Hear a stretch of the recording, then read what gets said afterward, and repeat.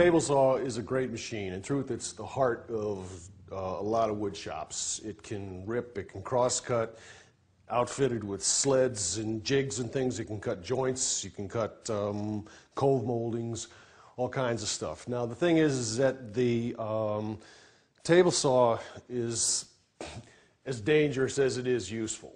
So I want to talk just a little bit about some of the dangers of a saw, and this is true even for those of us that have been working wood for over 30 years. Regardless of whether you're new to the saw or you've been using it for a long time, you need to be aware of three particular dangers from the saw. One is, of course, you can cut yourself, and you can even end up amputating fingers if you're not careful. And another danger is of kickback, and that is a piece of wood being thrown back at you at 110 miles an hour. Now, the table saw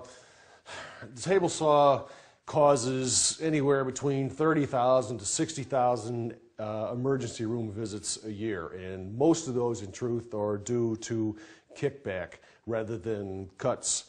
So let's just take a quick look at what actually happens with kickback, and I'm going to show you here that if you push a piece of wood past a blade that doesn't have a splitter, what's happening is you have, I'm going to use this bad push stick here to push on one corner of the workpiece as you would be feeding it into the blade. The problem is that you're placing pressure on this rear corner, which causes the workpiece to move toward the blade at the opposite end. So when you're actually making your cut, what's happening is that as you make your cut, the workpiece travels inward toward these rising rear teeth, actually lifts the workpiece and throws it at 110 miles an hour back over your shoulder, hopefully not hitting you in the face in the process. I'm going to show you kickback in action using a lightweight board so that you can see what really happens. So we're going to take a look at kickback in action here using a piece of rigid insulation instead of wood.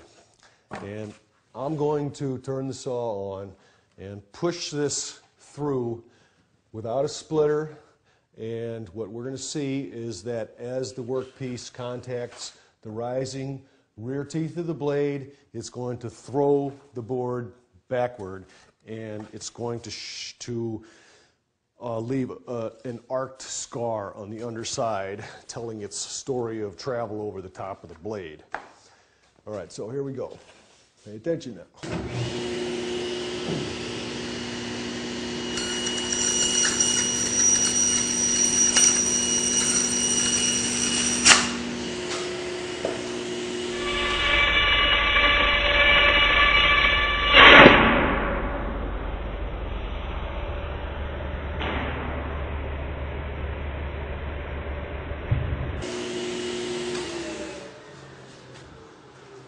Voila! Don't try this at home.